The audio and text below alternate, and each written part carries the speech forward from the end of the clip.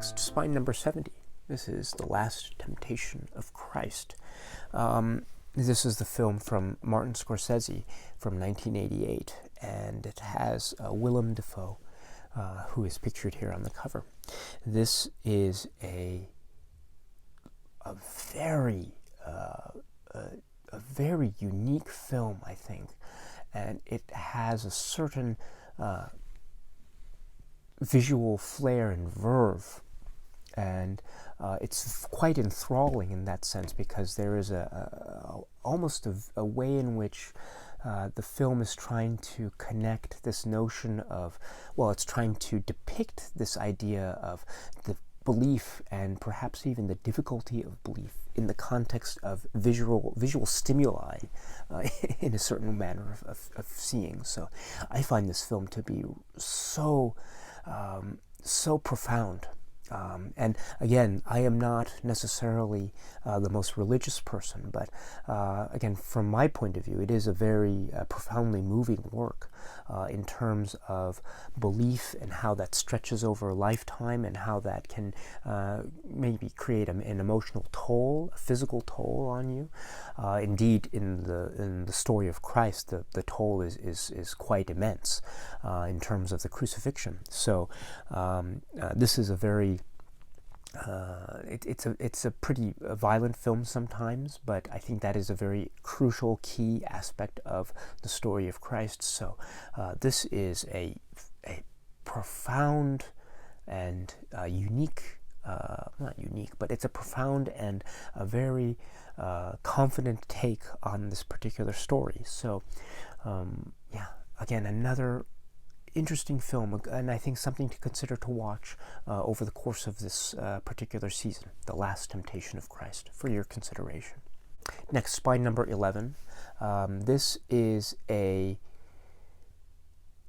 film by Ingmar Bergman called The Seventh Seal. Now, this is a film that is very much about questioning the existence of God in the context of this historical setting, which is the Crusades, or returning from the Crusades. But I think it has a profoundly contemporary edge to it, and it is a film that is very somber on the one hand. It is also very cheeky on the other, and it is quite a unique depiction of death, and death in the context of a discussion about God and the existence of God. So that is an interesting conundrum here. How does death connect with God? And this film, I think, poses a very interesting possible solution to that notion. But anyway, this is a staple film.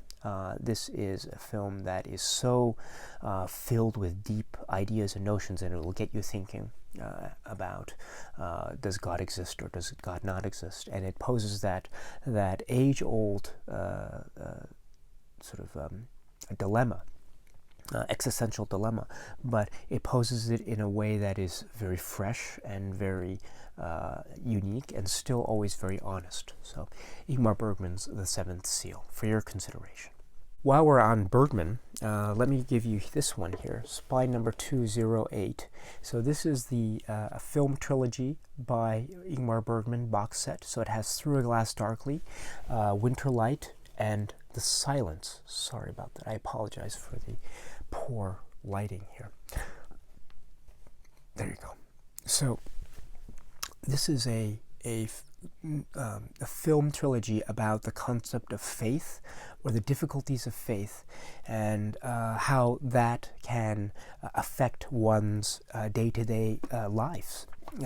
So this is a truly remarkable set. This is a DVD set, and it is an older set, and I think all of these films, in fact, have been made available on Blu-ray in that wonderful Bergman box set, which is right here. So these films are available on Blu-ray in this box set. So if you're going to get the box set, these will be included. But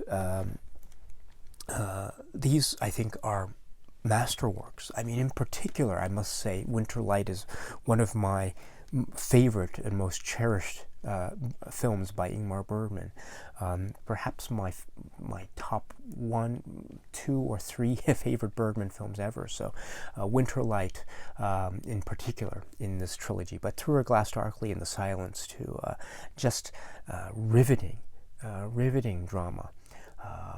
Again, for your consideration. More Bergman. Next, Spine number 62. This is The Passion of Joan of Arc.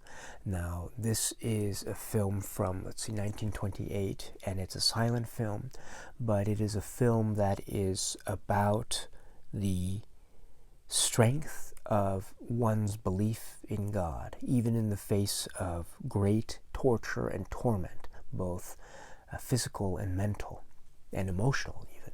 And the idea of depiction of sort of a strength of belief is very, I think it's quite a conundrum for a filmmaker. But here we have, I think, one possible solution, and that is the idea of expression and expressiveness in terms of the acting. Everything you need to know is set forth in the face of Falconetti, the actor here. And you just look at her face, and you look at her eyes, and the way they open up and they droop in defeat, and they open up in victory. Everything is right there in terms of how one can depict a strength of belief, and a strength of belief in one particular thing. It is a very powerful performance, images that are unforgettable, and perhaps a film that is an example of one of the greatest examples of the close-up on the human face. Here, The Passion of Joan of Arc. The close-up here on the human face is to show us, among other things, the beauty of a human being who is enthralled in, who is enveloped and just deep within herself and her own belief in something other than herself, and that is essentially her only line of defense in the context of the story of this film. And it is a remarkable film, The Passion of Joan of Arc. I will talk about this in detail very soon, but again, for your consideration as a film to watch over the holidays. Spine number 34. This is Andrei Rublev. Now, this is a film from Andrei Tarkovsky from 1966. This is another film about faith and belief, again in the context of a grounded human story. And it's also a historical backdrop, but there is a lot of struggle, there's a lot of violence, there's a lot of death that is occurring. And so therefore, how does this environment square with one's faith and one's belief? And also, how does that square more fundamentally with one's existence and one's view of humanity? And that existence, or that view of existence and that view of humanity takes the form of maybe expression, artistic expression. So therefore, how does artistic expression and this concept of faith and belief, maybe in God, but also in our fellow man, in the context or the backdrop of this very violent time, how does all of this square? So this is such a profoundly moving work. So important. I think this should be seen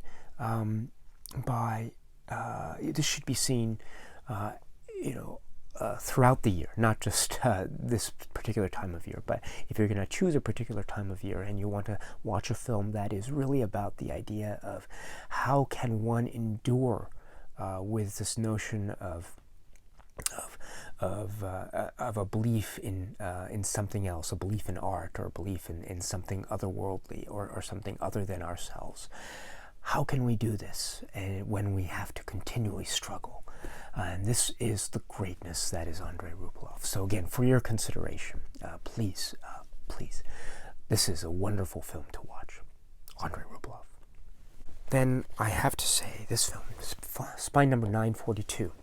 This is Terrence Malick's The Tree of Life.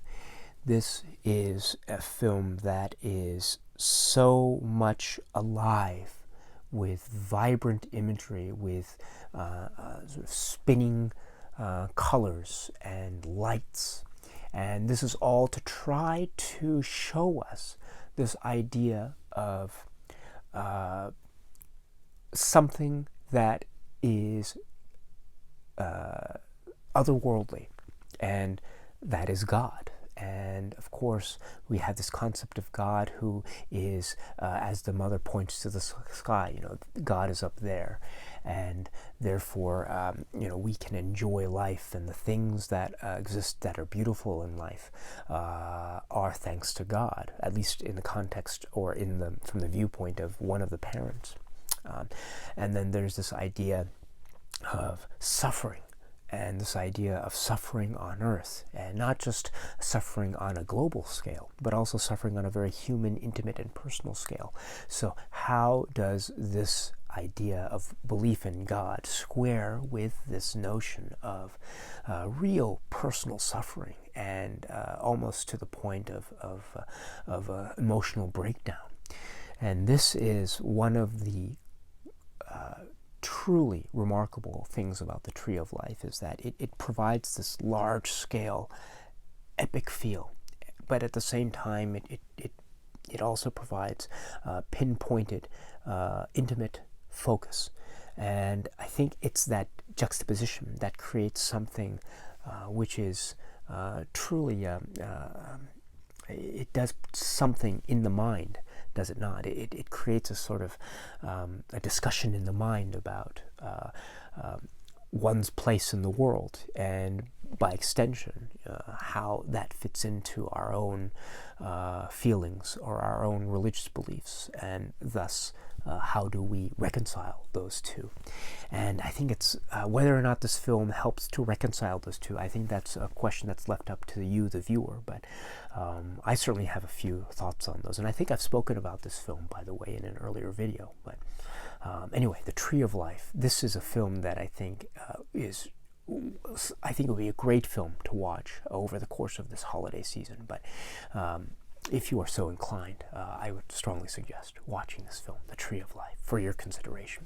This happens to be the Blu-ray that has the two versions of the film, the theatrical version and also the newly constructed version that was made in particular for this release, that is about an hour longer than the theatrical version. Both versions are strongly recommended by me, by the way. I'd like to mention one more, and then I'll finish. This is an out-of-print title, so I really apologize for that. But spine number 222, this is Diary of a Country Priest, Robert Bresson, and there you go. This is unfortunately, this is out of print from the Criterion collection, and I'm not sure about its availability elsewhere. I hope it's available. So if you are able to watch this film, you haven't seen it before, but then I strongly recommend that you do. This is a Robert Bresson film in French, of course. So it is from, 1950. So this is a deeply profound, frustrating, in a good way, of course, frustrating, almost to the point of angering, and so moving. This is such a moving film. I haven't spoken about Bresson that much, but his works are, I think, among my favorite works ever. Robert Bresson, and this is one of those masterworks. There is a certain there are moments in this film where you realize the horrid nature of human existence, but those are counterbalanced by truly remarkable depictions of faith and almost a divine quality that occurs in many moments of this film that I won't spoil because I think it's worth watching. But let me just say that they are profoundly moving, almost to the point of tears. So, and again, this is from me, who I'm not necessarily a religious person, but in the context of a journey, a human journey, a journey of a particular man who has certain dilemmas that he must face. It is, I'm just recalling the film right now. It's very, yeah, it's quite moving. So I think I'll put this aside and watch it again. So the Diary of a Country Priest, for your consideration. Again, I'm sorry to show an out-of-print title, but this is a film that means a lot to me in particular. So, and I did see this actually. I saw this film for the first time in a time of my life that I think I was not the happiest person in the world. So this film actually was very much, it was very helpful for me in terms of my own film journey and also my own growing up, so to speak. So, Diary of a Country Priest. Yes, Robert Bresson. Okay, my friends, let me end it there. It was a bit of a long video, so I hope that was interesting to you. If you have any other suggestions, of course, please feel free to leave a comment below. And I'm sure that, well, I would love to engage, and maybe some others who are watching this video would love to engage with you as well. I encourage you to engage with each other. It's always a lovely thing. You know, I am not the be-all, end-all. I don't know, 1/10 of 1% of what many of you know. So I end up learning more from you than anything else. So please engage with each other. And if you have any comments or questions for me, please feel free to do so. Anyway, my friends, please, it's December, and I know December means many different things to different people. So, I hope this December treats you well wherever you are, and I hope it is a very good time, and I hope it is a peaceful time. And if it's a little bit hectic for you, then I hope everything calms down. I hope that there are moments of peace and tranquility as well, and moments of celebration, both festive and quiet. And also, I hope there are many moments where you can spend time the way you like with your friends and family and loved ones, or by watching great movies and films and television and reading great books and listening to magnificent music and the like. Eating great food and just enjoying life. I said it before, but it's worth repeating, of course, that enjoying life. Seize the day. Again, our time is precious, and we should take advantage of the time that we have and just try to enjoy ourselves. And one way to do that, of course, is to watch great films. So, my friends, my dear friends, please be well this December 2018, and of course I will see you again very soon before the New Year's. But until then, my friends, please, peace be with you, and be well, and I look forward to seeing you again very soon. Take care.